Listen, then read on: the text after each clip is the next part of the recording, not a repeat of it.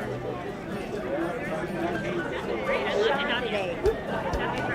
afternoon. My name is Bryce Jacobson. We're going to go ahead and get started. I'm the publisher of the Greeley Tribune, and we're here today to honor our friend Randy Bangert. We're going to start off with Theresa Myers, who is a great friend of Randy's in Red Eye Rotary, and used to work here, and is now the Chief of Communications for District 6 Schools. Well, thank you, Bryce. I appreciate it. I didn't know I was going first, but that's awesome. I'm dressed kind of casually today, although I know Randy would forgive me. He wouldn't care, but I'm heading over to a Habitat fundraiser for tonight. So I was thinking about what I was going to say today, and went back through some of my text messages, actually, from Randy that I had saved.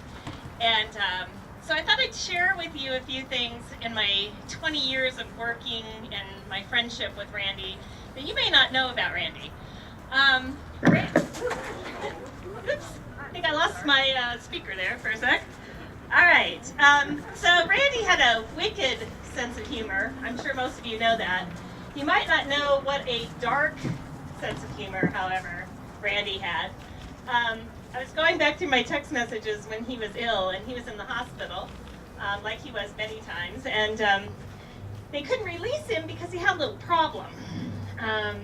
He confessed to me that he was having an issue going to the restroom, and they wouldn't release him until, well, he released, so to speak. So we were text messaging back and forth. Sorry, my phone quit on me.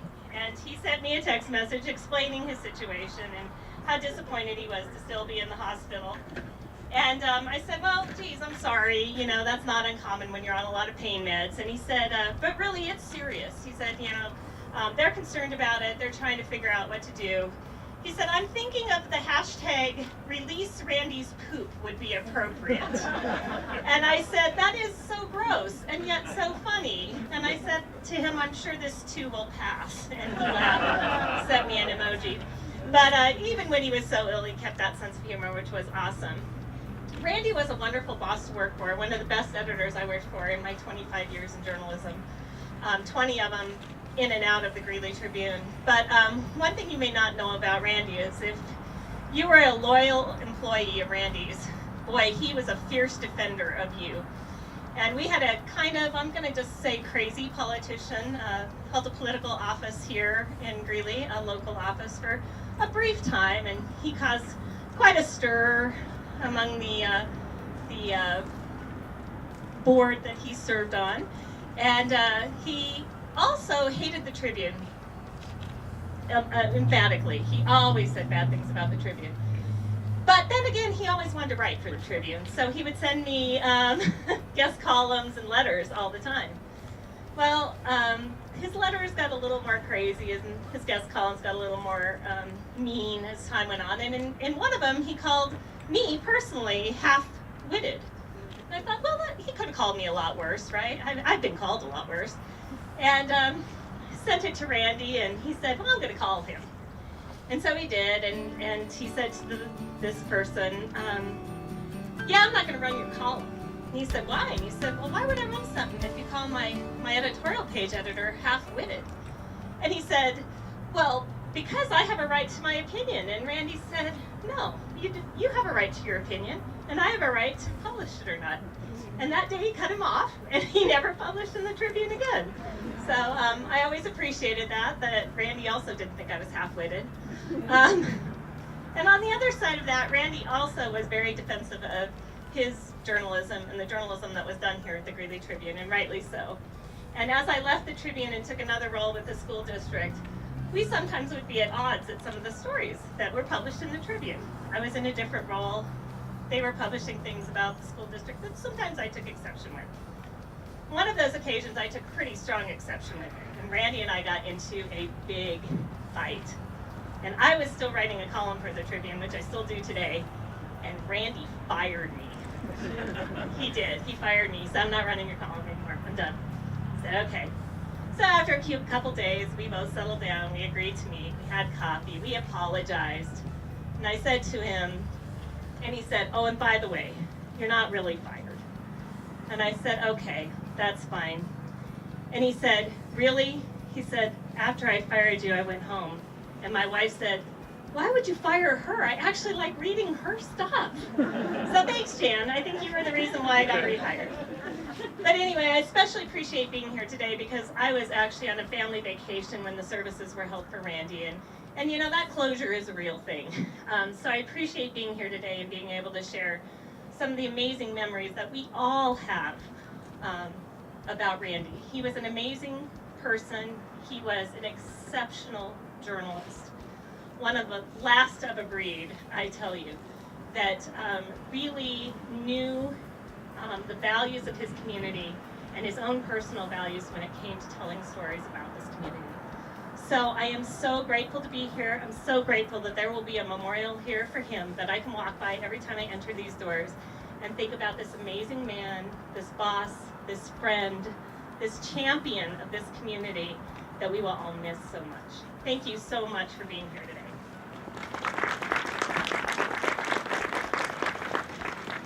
Thank you, Theresa. Now if I could introduce your Senate District Representative 13, John Cook. Thank you. I don't know how you follow that poop story. That's going to be a tough one. And then when she started talking about crazy politician, I was a little concerned there too until she mentioned the person who hated the Tribune, which I certainly don't. I really appreciate being asked to say a few words today. You know, my condolences to the family first off, and actually the condolences to the entire community, because the community was the face of the Tribune for so long, 40 years, that you just don't hear about and see that much anymore. And I'm pretty sure if you look up the Greeley Tribune in the dictionary, you're going to see Randy's face there. I mean, that's how important he was to the Tribune and to the community. You know, Randy and I weren't close, and what I mean by that is, you know, we didn't hang out and have a beer together. We didn't, you know, go to high school events, because my kids went to Platte Valley. You know, sorry, guys. And so we didn't go to high school events together, and you know, we didn't, like I said, go grab a beer or play golf or any of that kind of stuff. But you know, I certainly would have enjoyed it, and I certainly wouldn't mind doing that with them. But even though we weren't close in that way, I always considered him my friend. And you know, and just as important as being my friend, I have a lot of respect for Randy. And respect is, you know, something you just don't get just because of your title. It's something you have to earn, and it's something you have to keep every day. And he never lost my respect, and I admire what he did for the Tribune and for this community. You know, much like Theresa, you know, I was the sheriff for 12 years, and so sometimes we disagreed on certain issues, and every once in a while, Randy would call me and just, it's great. Randy, well, okay. Well, I'll just shout. You know, there'd be we would meet. We'd meet about three. We'd meet about, you know, maybe 3 or 4 times a year. We'd just call up and say, hey, let's get together. I just want to talk, see how things are going. And it was just a very friendly meeting. But every once in a while, he might write something about the sheriff's office or me, and I'd be like, okay, or maybe not him, but the paper. And so, hey, Randy, we need to meet. And we'd meet over here at Woody's. And I think that was his only hangout that I know of. And so we'd meet there for coffee, and I might be a little excited, but I can tell you what, he was always calm. He was always smiling. Even when I'm kind of like really mad at him, he just kind of smiled at me, which made me even madder. And you know, it was kind of like, would you please yell at me back or something? But I got to tell you what I appreciate about Randy, he would listen. He would actually sit there, and I would give him my grievance, and we would talk about it. We'd have an adult conversation, or at least he was adult about it, and we'd have this conversation. And he, you know, I'll never forget some of the conversations we had. I don't think I ever changed his mind on anything. We were kind of close on one issue for several years. Every time I met with him, we were talking about whether elected officials should be appointed by the commissioners or you know, continue to be elected. And so I would always go in there and argue with him about, hey, you know what? The sheriff, the clerk and recorder, everybody, they need to be elected. They should not be appointed. And it took about 3 or 4 years of finally, talking to him about this whole subject. And the last thing he said about it was, maybe you might be right on the sheriff. And I took that as a victory. And I said, wow, he said maybe? And so I was about ready to do my happy dance. And because I think I finally got him to see something my way. But anyway, the thing about Randy was that he was always fair. Even though, like I said, as the sheriff, we didn't always see eye to eye with the Tribune. But when I talked to him, he was fair with what he had to say. And he wouldn't back down, which I respected, and he respected, I think, what I had to say, and understood where I was coming from. And you can't help but appreciate a man like that. And so, again, my condolences to the family and to the community, because we lost actually a very important person. Heroes gets thrown around. That word gets thrown around a lot. If you do anything nowadays, you're called a hero. But I think what Randy has done for this community and for the Tribune, he truly is a hero, and I will never forget him. And I appreciate you asking me to come. Thank you.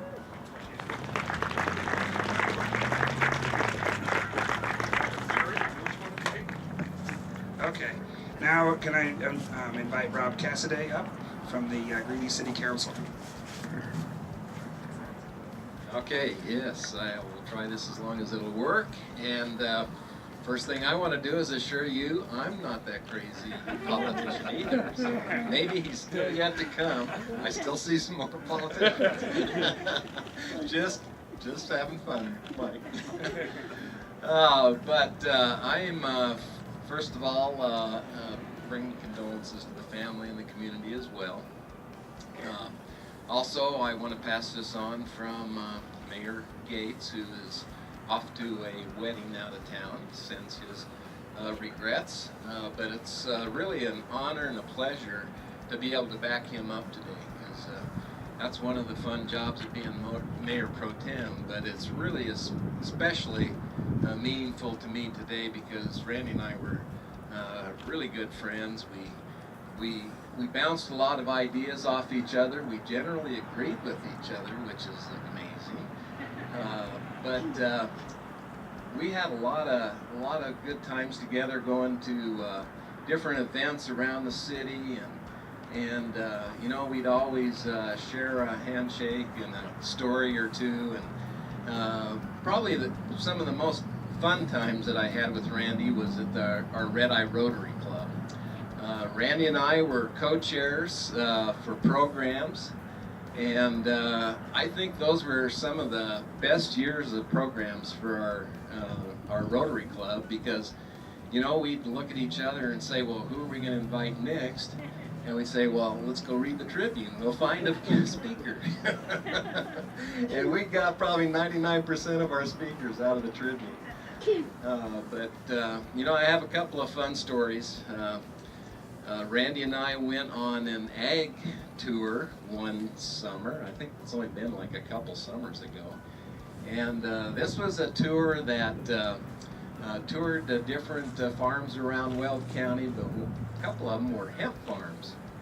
So I'm standing out in the middle of this hemp field, just kind of observing, and I turn around and there's Randy with his camera.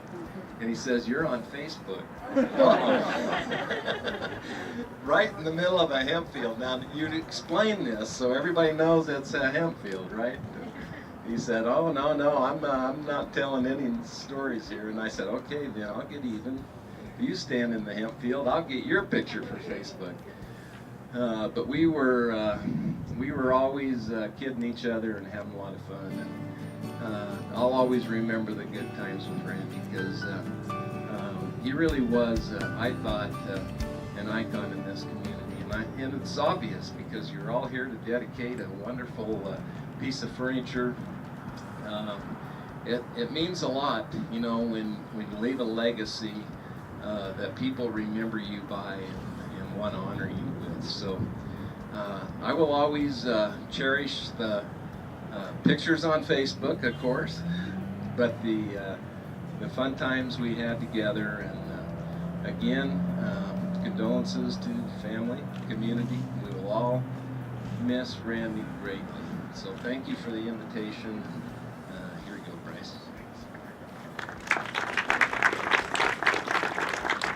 All right, can we have Julie and Mike come forward from the Weld County Commissioners?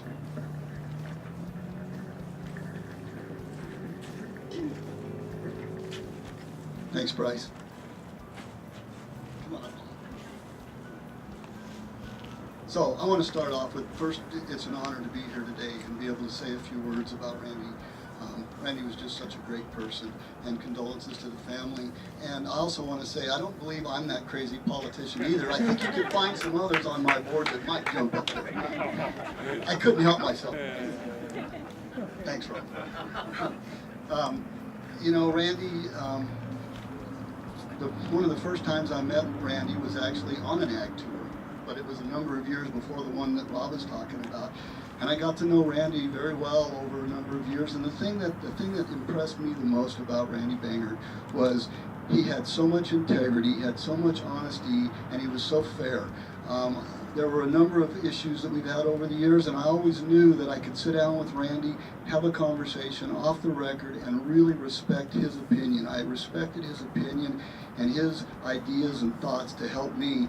I remember the year in 2016, the year I was chair of the Board of County Commissioners. I met with Randy every month, also at Woody's, and we'd sit and we'd have coffee and we'd talk about huge numbers of things, a lot of things that didn't even have to do with what was going on with the county, but some things that were, and I actually relied on his advice for a lot of things on the way that I tried to operate and run as chair that year. So I just have so much respect for Randy. He's going to truly be missed. You're never going to replace a Randy Bangert and what he meant to this community and what he meant to this paper, and just his tremendous amount of fairness that he brought to every story that he wrote. Doesn't mean that I always 100% agreed with Randy. There were some things that maybe I didn't completely agree with, but it was always one of those things. I completely understood where he was coming from when the story was written, and I completely supported where he was, and I believe he supported where I was trying to accomplish. So he's going to be truly missed, and once again, condolences to the family. And this is an honor to be here today. Thank you for inviting me, and I'm going to let Julie say just whatever she would like, if she would like. Oh, I'll keep it very brief, but I agree with Mike. Condolences to the family and to the community. You know, Randy is just going to be just so missed by this community. He already is. I know I just really miss him. Rob and Randy actually brought me into Red Eye Rotary, so I'm a member of Red Eye Rotary, very proud member. But every day on Tuesday morning when we go in there, you know, we all miss Randy, and we still look for him. And he just really had an impact on the community. And as Mike said, the way he wrote the stories, there were many times when I was chair last year that him and I also met at Woody's and had a lot of discussion about what's going on at the county. You know, like Mike said, I think there are a lot of times, you know, it's like, well, what's the story going to be? And then we read it, and it's always very fair. And I just always really appreciated the advice that Randy gave me, and just the way that he did his job and how he contributed to the community by telling the stories of our community. And I just think that that's just so important, that, you know, that's the history of Weld County and Greeley. It's in the Greeley Tribune. So I just think he definitely left a legacy. There's so many young people that work for the Greeley Tribune now that I know Randy mentored, and just his impact is still on the community and on the Greeley Tribune. So just really want to say thank you to the Tribune for putting this together and for remembering Randy, and this will be, you know, basically forever. And so I think that that's so great that you're doing that, and thank you for letting us be a part of it. Really appreciate that.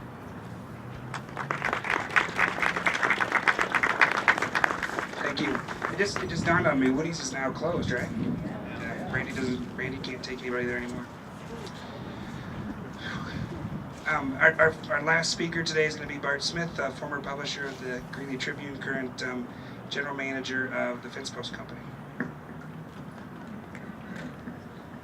Howdy everybody, thanks for coming. There's a couple themes I find here which you'll find repeated. One is Woody's, the other is politicians. And this is kind of important. A lot of you don't know, but I came here partly because of Randy, largely because of Randy. and came here to be publisher and general manager. Having Randy here ahead of me, my life would be so much easier. So Randy is one reason I was here. And I was an editor of a daily paper in Oregon, and I knew Randy. When I came here as manager, he took the fun away because Randy was so good. I just had to stay out of the newsroom and let him do his thing. So I was a little disappointed because of that. But Randy and I would meet every week, and we would meet at Woody's. And at first it was business, and after a little while we hardly talked business at all anymore. Partly because John Cook had stopped by and talked kind of commissions, but the table would just grow the more time we were there. By the way, Kimberly is here, the wonderful manager of Woody's. You know Randy's a good client when the owner of the coffee shop comes. And then Randy was such a power. The reason I went to coffee and not lunch with Randy is you try to go to lunch, you couldn't cross the darn room. He would stop at every table. People would want to talk to Randy. Finally, I'd say, Randy, I got to go eat. I'll be over there. And one of my friends here, Barry Bodie, who I know very well, after years he'd say, doesn't Randy run the paper, right? And I go, yeah, Randy kind of runs the paper. That's true. But I found what I miss. Hold on, one more thing about politicians. I've worked for 7 newspapers, and we tend to irritate politicians a fair bit. If we're doing our job, that's all. And a lot of places that you really lost that relationship really is very unusual because of Randy. No matter what we did, John or commissioners or Ken Buck, they would call you back. Randy could pick up the phone and people would call him back knowing that it was fair and honest, maybe not what you agreed with. And that is very unusual. This just doesn't happen a lot of places. So what these folks passed on is really important. So anyway, what I miss most about Randy are those coffee conversations. And one thing I like about this bench now is it gives us a place we can come sit, and I do that. I go by myself to coffee and talk to Randy. I think he listens to me. I don't know if he ever listened to me, but now we can sit here and talk to Randy. I think it's a great idea. And I read something just this week that made me think about it more. That Cicero wrote this. It was a story about friendship in a magazine. That Cicero said, even when a friend is absent, he is still present. And I think about it a lot when I think about Randy. So I hope you all do too. And thanks so much for coming today. Thank you, Bart. Okay, I just want to tell you a couple stories before we reveal. I'll just tell stories about why is there Winchell's here. You know, Randy, I don't care if it was a piece of chocolate the size of this, and if it was in the back of the press room, as soon as it arrived here, he would go. He would just find it, right? And people just laughed all the time. One of his favorites, though, were donuts. We could bring donuts, and I'm not even joking, back in the press room. We'd have a donut sitting back there, and he would find it. He loved donuts. So, Randy, those are for you. I hope everybody takes one. The other thing that's sitting there is a coffee cup. So, whenever the food would show up, he would smell it, he'd set his coffee cup down, and then he would never find his coffee cup again.